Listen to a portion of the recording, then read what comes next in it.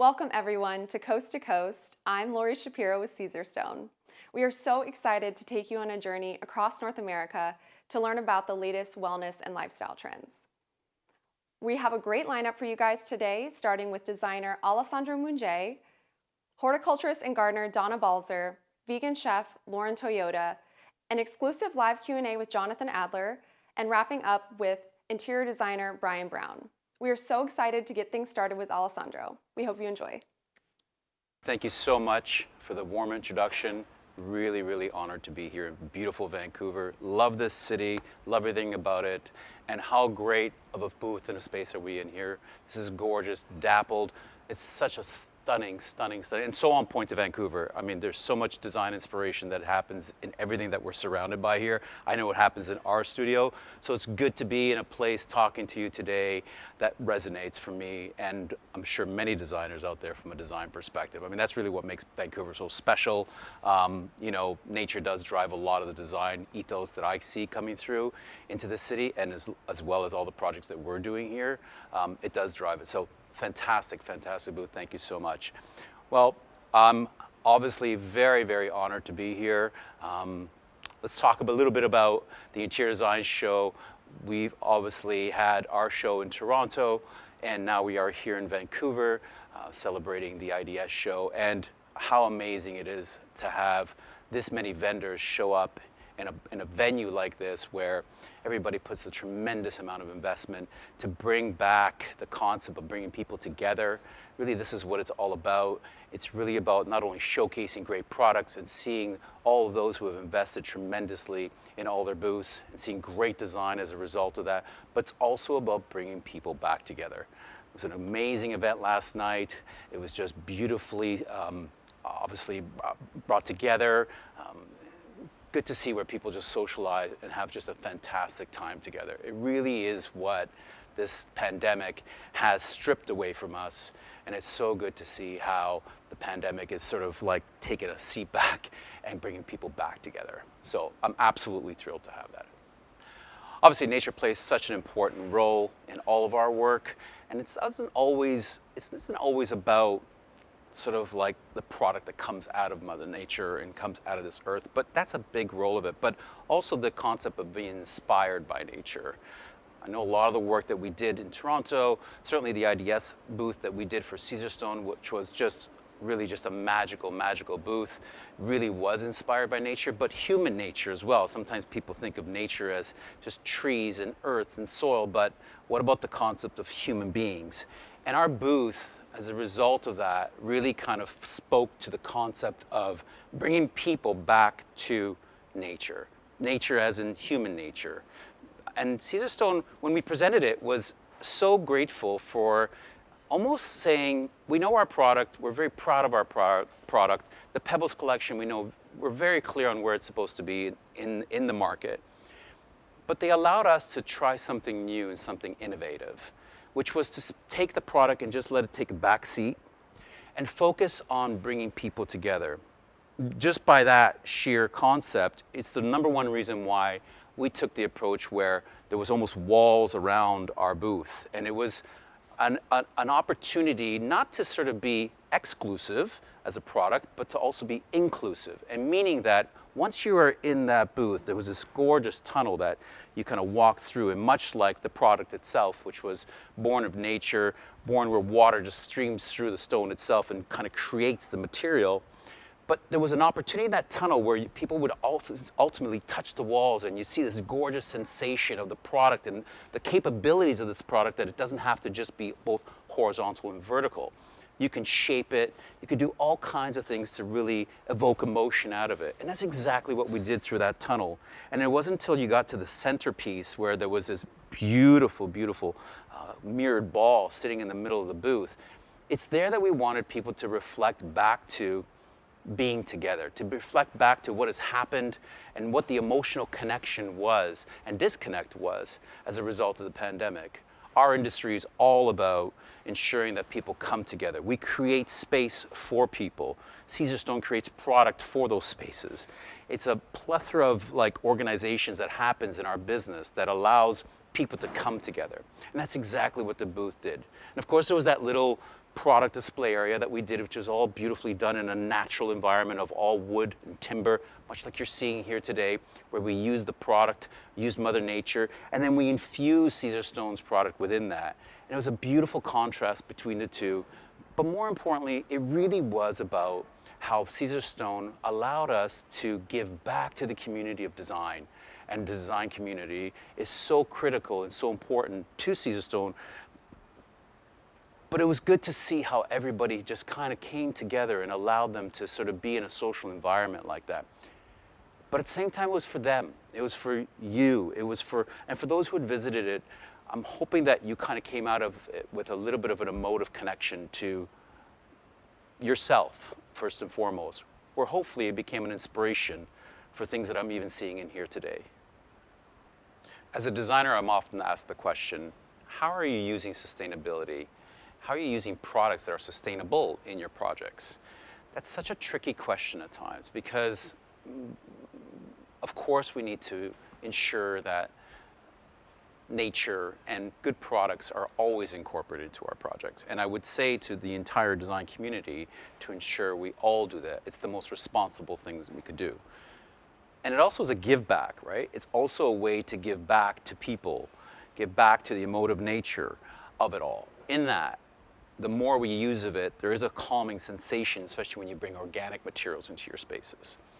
And again, it's a responsibility. Certainly Caesarstone is right up there when it comes to the responsibility that they produce, even from a human nature to product.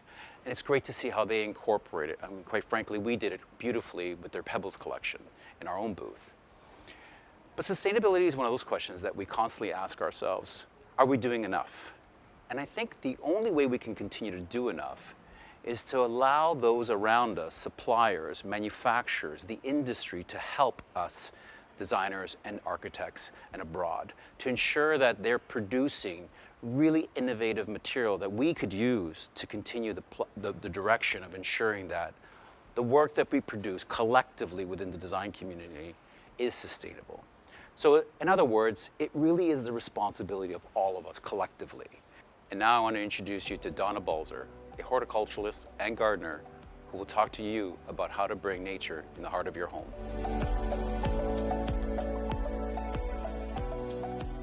Hey, thanks for that, Alessandro. I'm so excited to be working with you and with Caesarstone. It's such an environmentally great product. It's safe for the environment, and who doesn't want to hear about that? It's a great thing to be talking about today. Well, you know what? I love nature, and I always say nature nurtures me. And of course, there's nothing better than being out in the wild, maybe walking your dog in the forest, but we can't all access that. That's not something we all have access to. So in fact, in my own life, I like to spend a lot of time in the garden. And I guess I'm kind of spoiled that way. When you think about teachers or doctors or lawyers, they all have a kitchen. They can all have Caesarstone, but they don't all have a garden. And so I'm lucky I have both a kitchen and a garden. And I'm happy to be here today in my garden where I can show you my whole greenhouse, my whole layout, and some of the things that we ate for breakfast today. You won't believe it, but this morning I picked raspberries, strawberries, and even grapes off my plants in my backyard. There are so many fantastic books about the value of nature in your life. And the book called The Nature Fix talks about how it really brings you out of yourself and into your creativity and into some emotional grounding, and I really love that. But many other books also talk about that. The Japanese environment, the whole Japanese culture has created an event that they call nature bathing, and they've saved their forests so that people can book times to go out in the woods and walk by themselves in the woods. And that's just an example of how healing gardens or the bigger picture things like wilderness can be for us all. But because we can't always be in nature, out in the forest, it's nice that Caesarstone has brought that new Pebbles line right into our kitchens, because we do all have a kitchen. May not all have a garden, but we do all have a kitchen. Gardeners can take advantage of all the seasons. Even if you don't have a big greenhouse, you can bring your garden inside and you can do a few things like Pea sprouts. Look at these fantastic pea sprouts. Today I'm going to show you how to do that, so hang on. I've got another project in mind. I'm going to show you how to save your own seeds. And I think that'll be a lot of fun, something that's easy, because I really think gardeners need to involve not just themselves, but any children that they have in their life, because children learning from a young age can really appreciate all of that wilderness, all of the greenery, all the benefits that come with gardening. So today I picked strawberries and raspberries and even grapes from my garden, and that's what we had for breakfast. But I also have broccoli, and I have cabbages, I have tomatoes, I have potatoes. I have so much stuff happening in my garden. I have fresh basil. If you can imagine the smell of fresh basil, you really can't unless you've got it growing in your garden. So there's lots of things you can grow in your garden. I even have crazy things like kiwis and lemons. I'll show those to you as well. But today I'm going to demonstrate tomatoes because I want you to know how easy it is to save your own seed.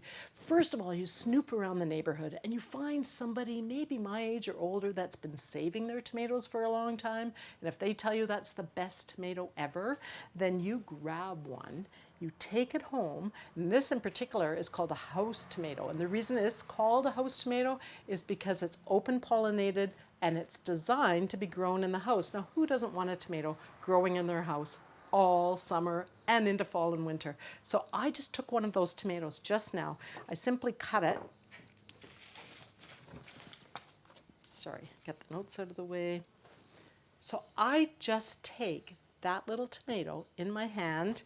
I simply cut it on a piece of paper towel, and then I just smear it into a paper towel, and those seeds will dry on the paper towel. And when they're dry, I'll put them in a little packet and I'll save them to share with friends. Now, the only thing I must remind you is do not forget to write the name of that tomato on that piece of paper towel. And I'm just writing house because it's a house tomato. But if you've got 20 or 30 kinds that you've gotten from your friends or neighbors, you're going to want to make sure you write the name on them, or else you're going to forget where you got them. Even if you write Donna's tomato or neighbor's tomato, you'll just remember when you've got it saved for later. So that was easy. That's saving your own tomato seeds. Now I'm going to show you how to grow your own microgreens. And I love, a lot of people don't realize this with microgreens. Let me reach for those. Okay. These are pea microgreens. They're massive. You can make a whole salad out of peas. You can just use them as a little garnish on a side plate. But what people don't realize is that pea microgreens taste exactly like green peas. People grow green peas, or they say, oh, I wish it was green pea season. But if you've ever grown microgreens, you know you just need 1 week. So I'm going to show you how to grow the microgreens in 1 week. Super simple. You can do it indoors. You don't need a huge greenhouse like Donna. You don't need a big garden. And it doesn't matter what time of year it is. So we're going to grow our own pea microgreens. I'm just going to move those to the side. And I prepared a little tray. You might not have your own little special tray. This is a special microgreen tray because I like to do things big. You don't have to have this. You can just use any secondhand tray, any little yogurt tray. The key is it has to be quite narrow. And if it's quite narrow, you don't use as much soil. So it's cheaper for you as a gardener. So you dampen that soil down just a little bit. You put it into the tray, and then you soak your peas overnight. These peas were just 1 cup of peas for this whole 11 by 17 trays. These peas were really tiny. I put the water in last night, and they have grown because peas will swell when they get wet. I'm just going to dump out that extra water. I'm going to dump it out right here.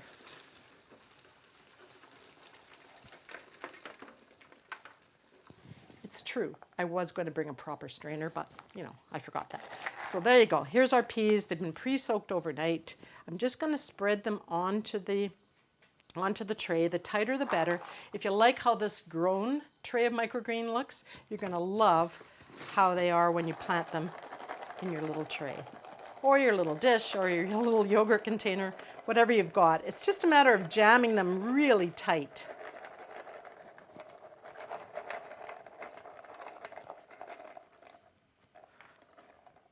So I use about a cup of dry peas for a tray, 11 by 17 tray. Push them all around. Press them down. It seems kind of weird to press them down. You can press extra soil on top if you want. Now I've already pre-dampened that soil, but I'm going to add a little bit more water just to make sure they're thoroughly wet, because the tricky thing with microgreens is that once you've seeded them like this and they've been pre-soaked, you actually don't add any more water for at least a week. So there we go. Everything's very wet now. And then here's the tricky part. You have to put something heavy on top of it. The instinct when you plant is to put it in a sunny window or put it underneath grow lights, but you don't want that. You need to put something heavy. Sometimes I just put an empty tray with a couple of books on top, or because I have this other tray that's already growing, I can just set this right on top. And if you're thinking that's not a very heavy tray, actually it is. That tray is at least 5 to 7 pounds of weight. And those peas, within about 4 days, remember they're in the dark, they're underneath this tray. Within about 4 or 5 days, they'll start pushing that tray of microgreens up. And so then when you see those little microgreens coming up, you take the tray off, you put them under light or in a window or in a greenhouse if you have one. And then within a week to 8 days, you're picking your own microgreens. What a great dinner. Love it.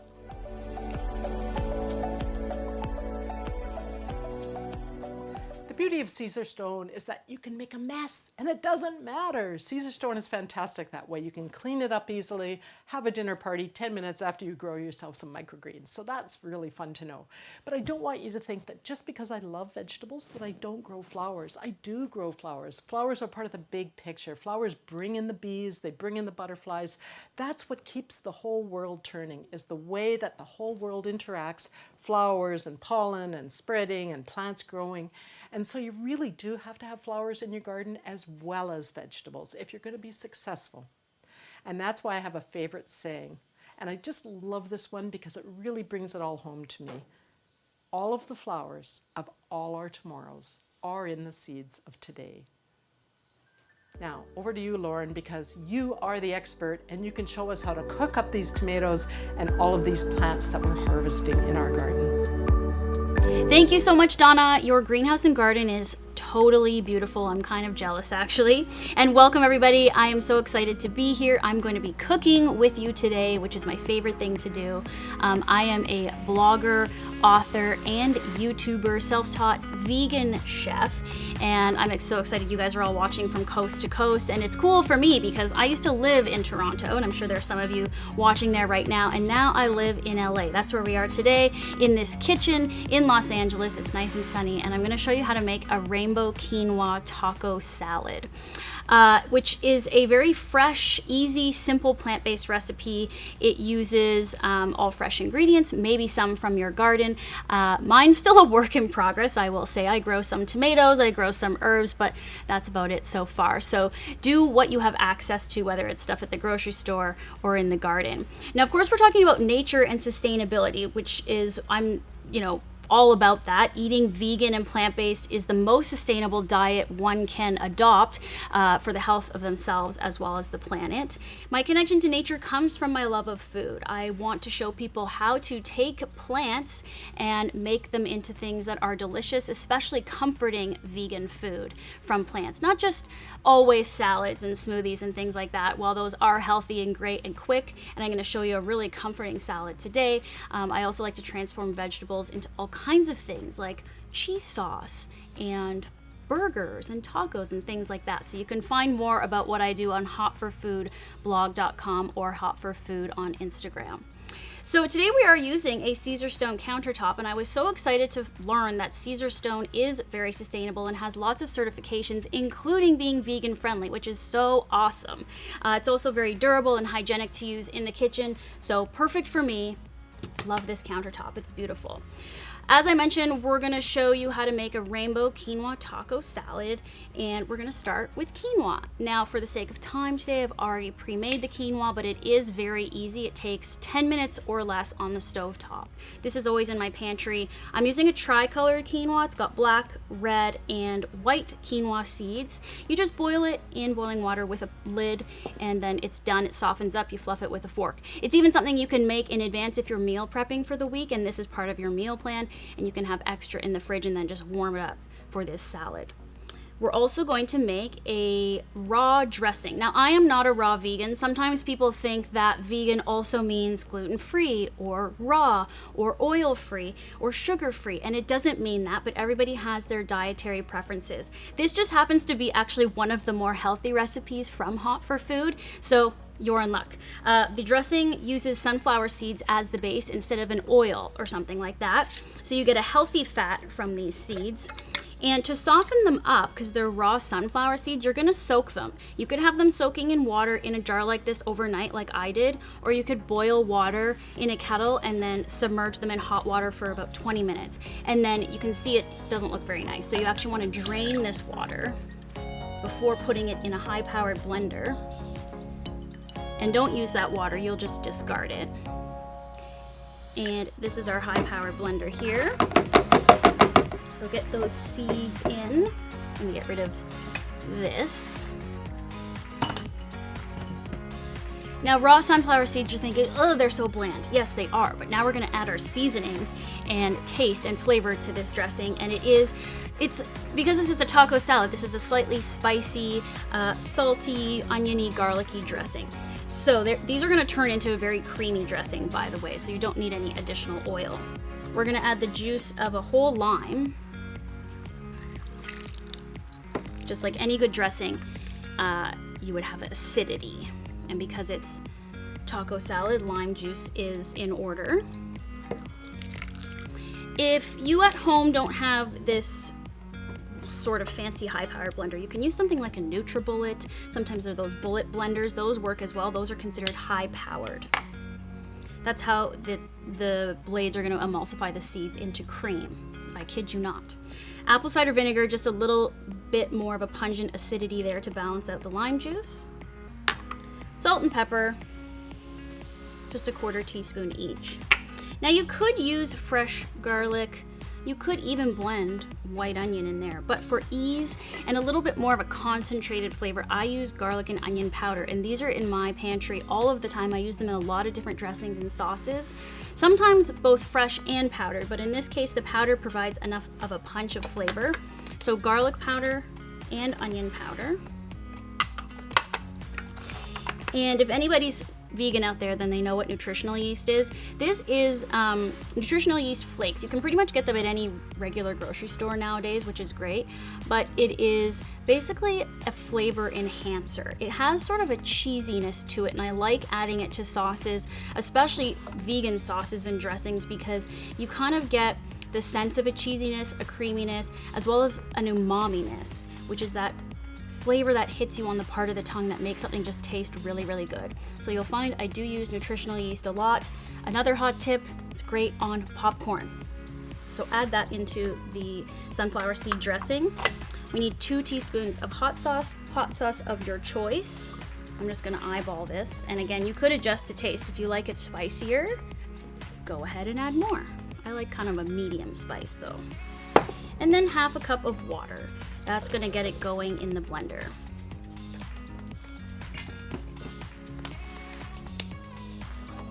So you're gonna blend this for longer than you think. It's gonna look kind of strange at first. It's not gonna look right until it's really blended and emulsified. It should not be chunky. There should not be chunks of sunflower seeds left. So you'll see how it transforms.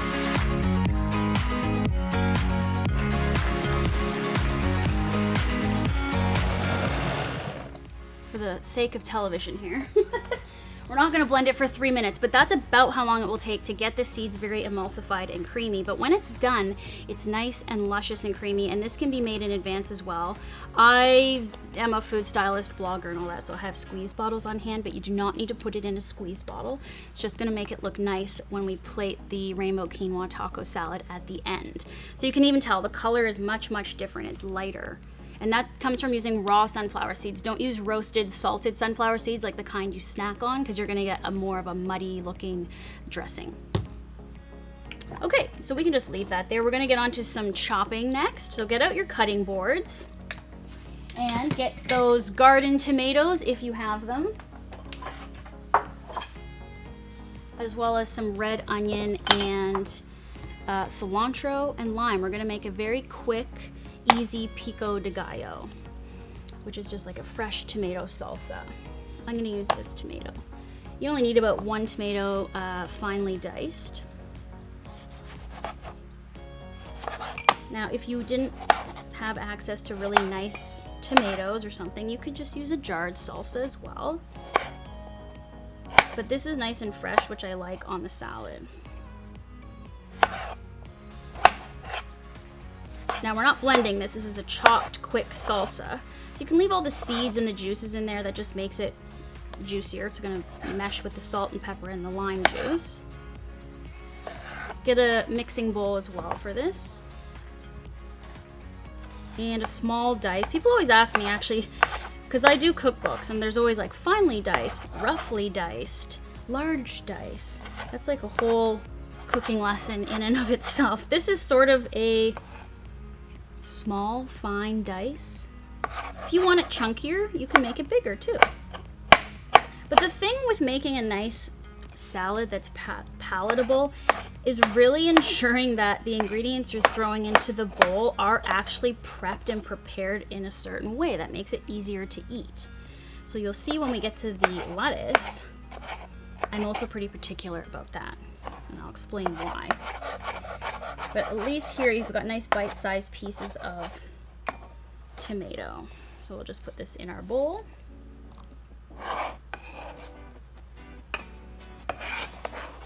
And like I said, all the water, seeds, everything's great for this. This is also something you could make the day before, a couple days before. The longer it sits, the juicier and more flavorful it gets. But it's also fine just doing it right before you assemble. So there's our tomato. We're gonna add some red onion. Just about 1/4 cup of finely diced red onion, so you don't need a full onion by any means. Peel the skin off.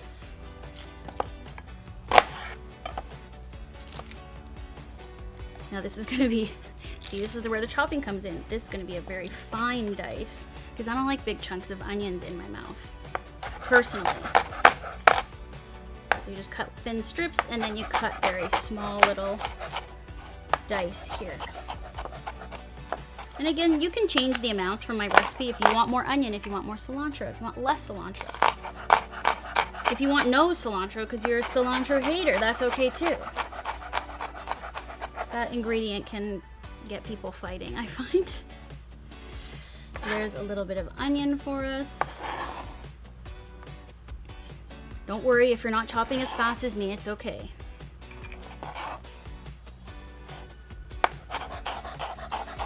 Throw the rest in here.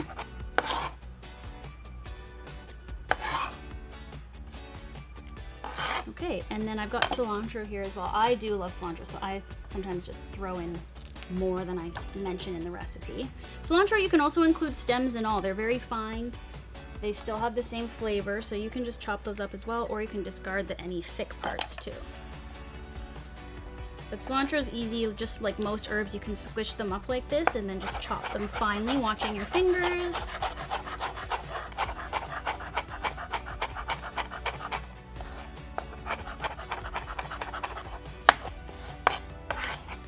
Cilantro. For this amount, it's about 1/2 a lime. This is another component of this salad that you could make on its own for chips or for any kind of side. And you could double or triple this recipe very easily. So we'll do 1/2 a lime. I just like my lime squeezer too. Makes it a little easier.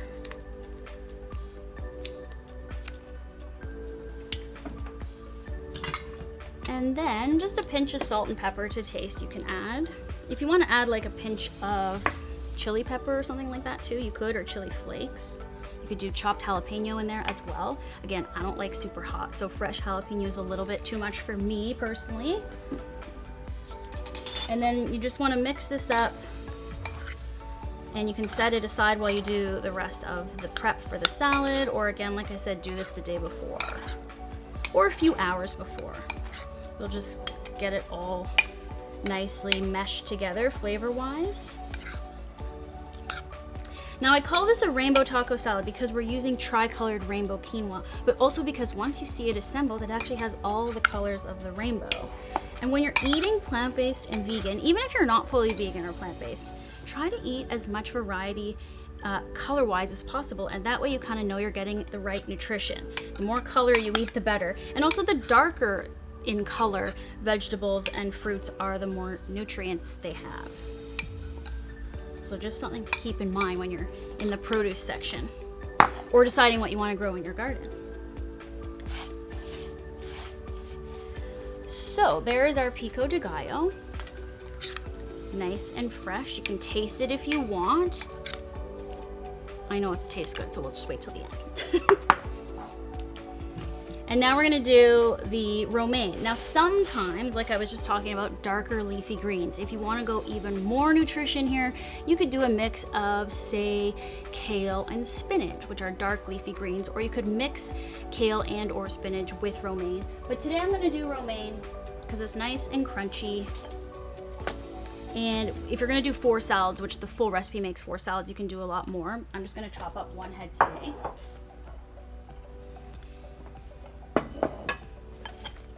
And cut off the end of the romaine heart. Now here's where I'm very particular about my salad.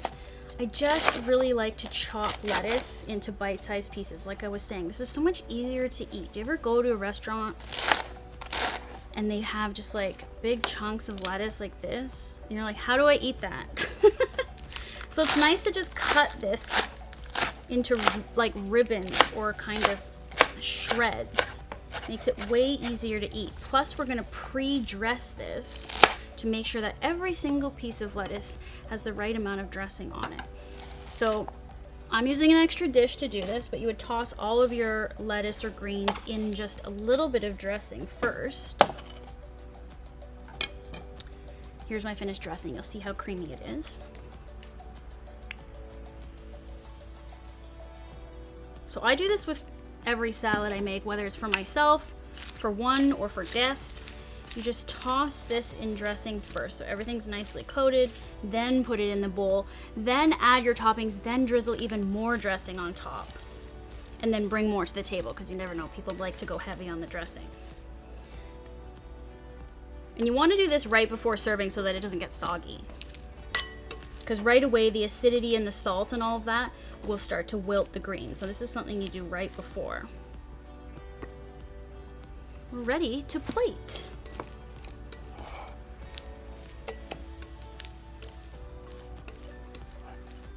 So there's our nicely coated romaine. So this is gonna go into our serving bowl. Always go with like a pretty large bowl for something like this, because this is just not your average salad. This is a big salad. It's a taco salad. We're eating it with chips.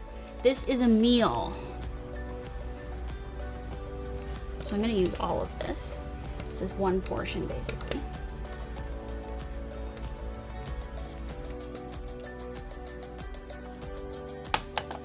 And now, like I mentioned, I pre-cooked the quinoa. So you'll see it's nice and fluffy. So I like to put a helping of that on top here.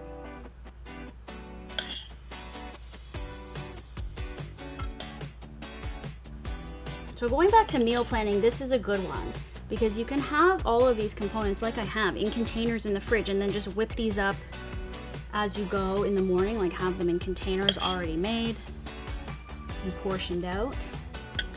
So there's our quinoa. I put black beans, on this as well, and corn. The black beans I'm using are from a can for ease, simplicity. There's nothing wrong with canned beans. Just try to look for organic if possible, and something that doesn't have too much preservatives in the liquid. Obviously, it should just really be sea salt. Sometimes it has a little bit of seaweed as a preservative. My corn is a frozen corn as well. Frozen vegetables are great if you don't have fresh garden corn. If you do have garden corn, boil it, cook it up, saw it off the cob, and freeze it so that you can have fresh, sweet corn all year round. This happens to be a fire roasted corn from the freezer section, so it has like a nice char on it already. You could even do that yourself in a cast iron pan as well if you wanted. But this is so easy because it's already done. Our pico de gallo. I was thinking to myself, don't forget the avocado. So we're gonna put some diced avocado on top.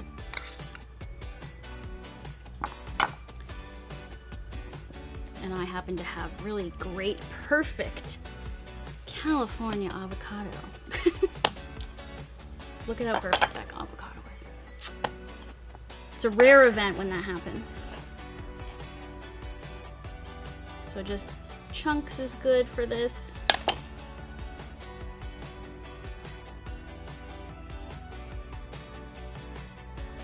I'm really trying to be good with the styling. Again, you can add as much or as little as what you want of all of these ingredients. You can eliminate ones if you don't like something. No big deal. And that's our rainbow quinoa taco salad. We just got to add a drizzle of dressing on top. So not only is every bite gonna have dressing because you pre-dressed the lettuce, but now you can just add as much as you want on top. This is where the squeeze bottle is nice because it makes a nice presentation, just like if you were to go to a restaurant, that would come to the table like that. And there you are. And I have plated it with some organic blue corn chips. Again, any kind of tortilla chip of your choice. But this is the kind of salad you can eat with chips as your utensil. You don't even need a fork, really, trust me. You can just, can I go in? I'm going in. I'll take it from the back in case we need a beauty shot. But you just go in like this.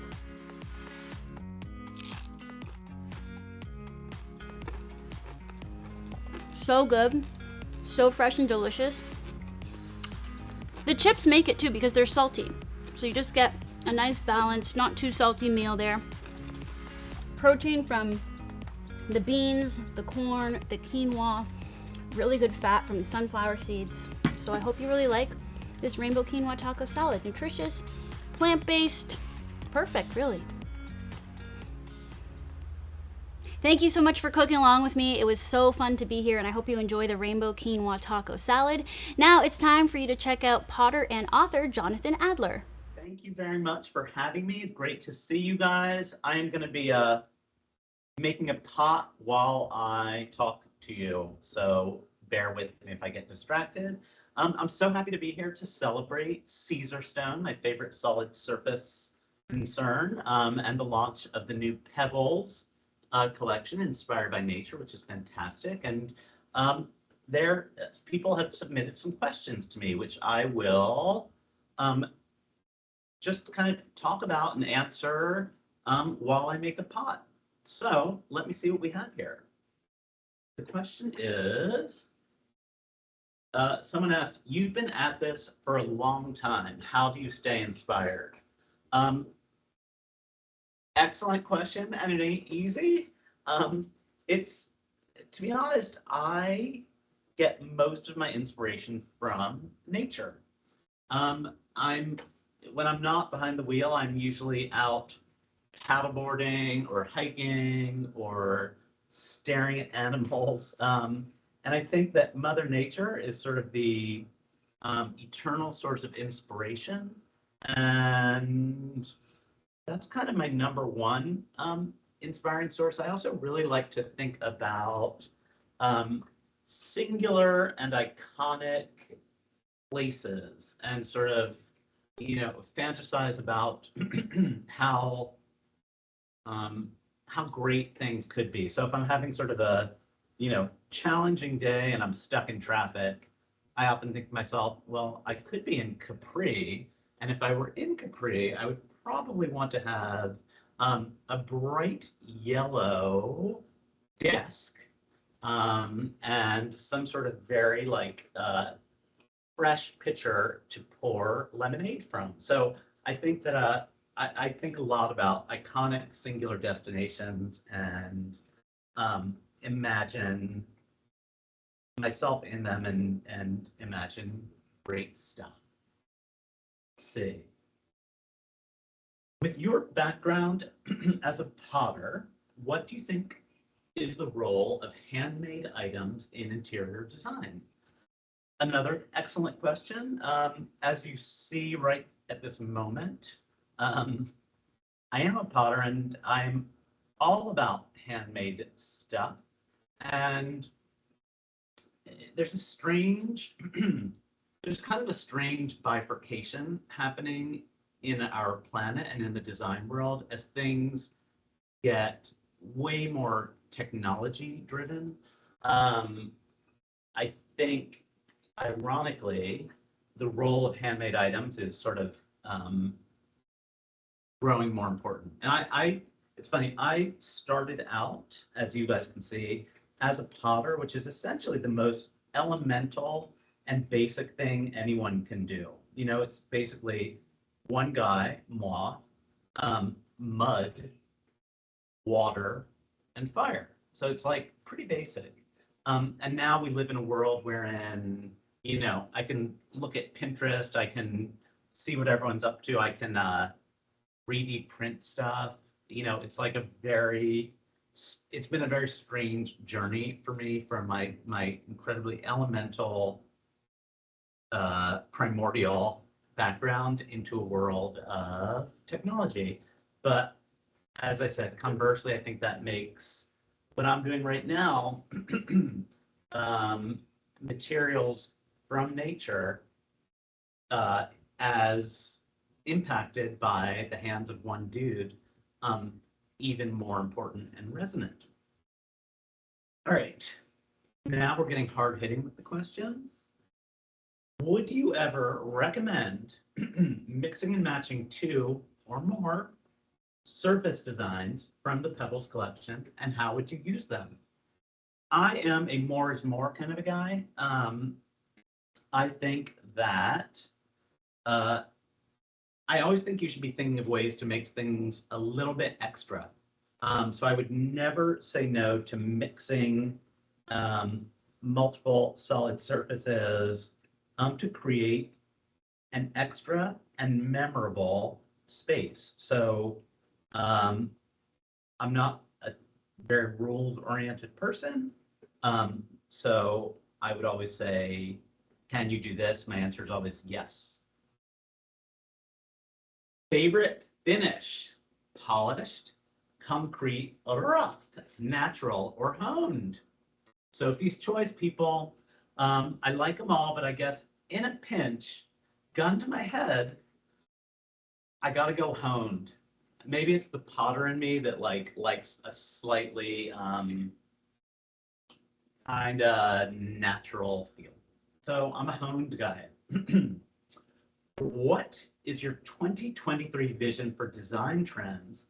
And are there any current trends you're ready for people to let go of? Whoa. Trend is a funny concept because we live in an anything goes era, and I'm here for it. I guess the trends that I didn't see coming, but I think is kind of here, is pine wood. I think pine wood is having a moment, and that's unexpected. And I think also actually is relevant to what I've been talking about, which is sort of the impact of like natural materials. So natural pine, I think, is having a moment. That kind of rhymes nicely with the Pebbles collection. As for trends I'm ready to let go of, I always have the same answer to this, which is the thing I hate most is taxidermy. It just like depresses me. So for me, it's no more taxidermy, but to each his own. Next question. This is a major question, you guys. Here we go. Do you think waterfall countertops are in or out? Whoa. I am gonna say they're forever. Like, I think it is the, at this point, a waterfall countertop is sort of the quiet answer. That's a great answer. But I'm also very up for people doing more sort of wacky and creative things with countertops. But I think a waterfall is like, it always works. It's a forever choice. And it's like the quiet classic at this point. So waterfall countertops forever in. Ooh, what do we think is going to be our biggest design regret from the 2020s? Excellent question. I think the design regret everyone should have is not being bold, turning up your nose at trends, thinking you're above anything. And I think the most pertinent parallel would be when I think back to the disco trend of the 70s. And, you know, there was a move to sort of turn up your nose at disco and sit it out. But I always say, people who said disco sucks missed out on the party. So any trend that's happening, like, embrace it in the most embarrassingly over-the-top way you possibly can. And you might regret it, but at least you'll remember that you were, like, living in the moment. Now we are going to pivot to some sizzling, hot off the presses questions that people have asked that my lovely colleague Peyton has written down for me, albeit with unreadable handwriting. So I'm going to tell you my interpretation of what they are. Here's one. Any backsplash rucks to consider? I'm unfamiliar with a backsplash ruck, so I'm going to pass on that, unless the lovely Peyton elects to interpret what she wrote. Rules. Oh, backsplash rules. Sorry, Peyton.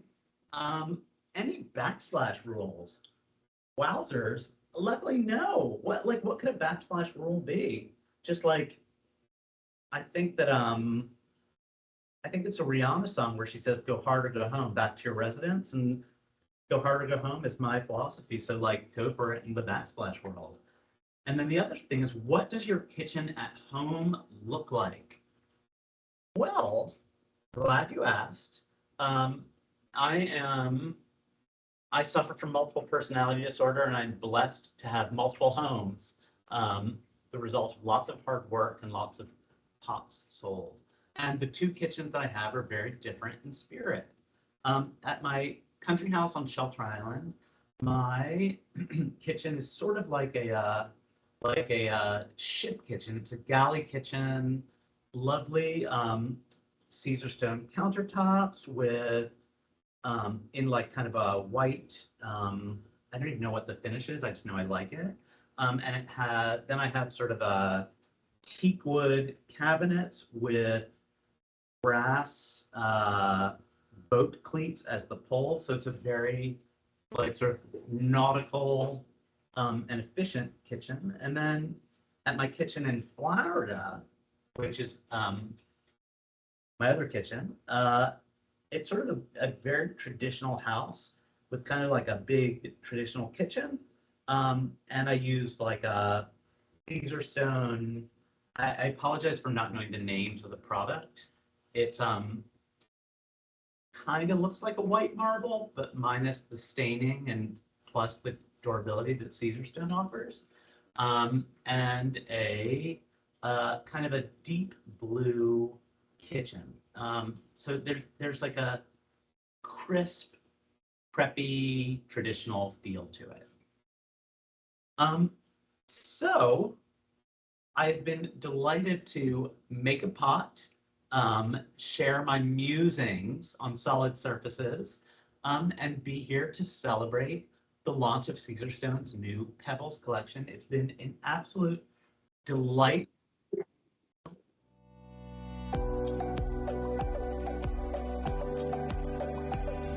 I'm Brian Brown, coming to you from San Diego, California, in my brand new showroom. I love the new Pebbles Collection in a range of neutrals from light to dark. I actually have Dark Crust, part of the Supernatural collection, on my kitchen island. And on the backsplash, I have an old favorite of mine, Statuario Nuovo. Not part of the collection, but one of my all-time favorites. What I love to do is bringing the outside in and the inside out. I use a lot of natural tones and textures to celebrate the great outdoors and indoors as well. So I use a lot of warm colors, let's say warm woods, and I mix it with, a lighter countertop, for example. I like to bring in a little bit of a seagrass and a little bit maybe of a tile that has a natural, handmade quality to it, like an earthenware. And I just feel that that contrast and that warmth really plays nicely together, and you don't get, a space that feels cold, and you also don't get a space that feels washed out just by warmth, right?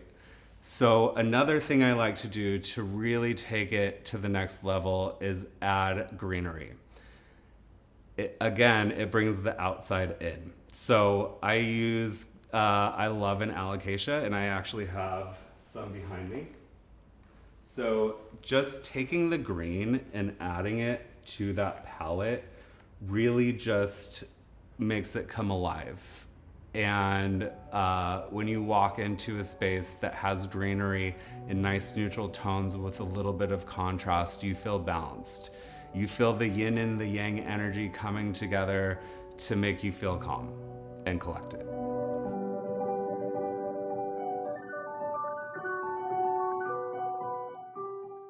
Thank you, Brian, and I want to thank all of our guests today for sharing their passion and how nature inspires their work. We hope you also found some inspiration here today and leave with a fresh perspective. And on behalf of all of Caesarstone, thank you so much for joining us.